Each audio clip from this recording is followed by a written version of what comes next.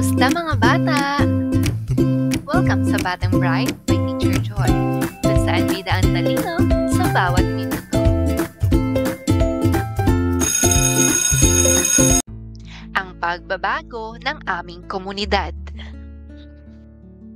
Ang aking komunidad ay matatagpuan sa isang bulubunduking lugar. Payak lang ang pamumuhay dito, malawak ang lupang sakop nito.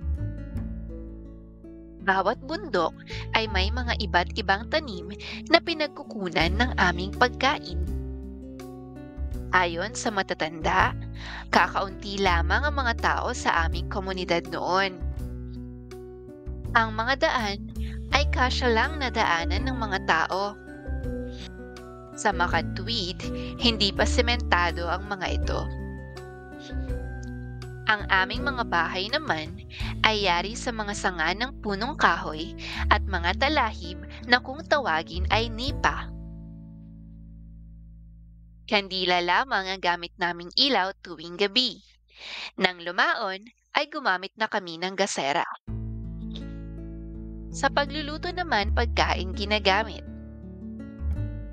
Sa paglipas ng panahon, nagsimula ng magkaroon ng pagbabago ang aming komunidad. Dumami na ang mga taong naninirahan sa amin. Dumami na rin ang mga bahay at ang iba ay gawa na sa semento. Nagkaroon na ng kuryente at nagkailaw na ang maraming kabahayan.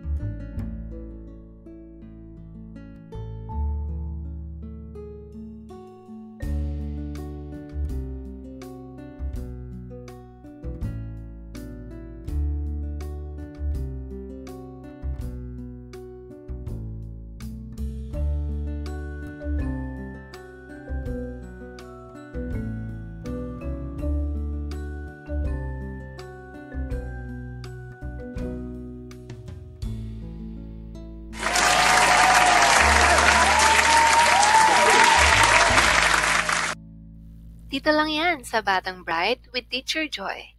Don't forget to like and subscribe. Paalam!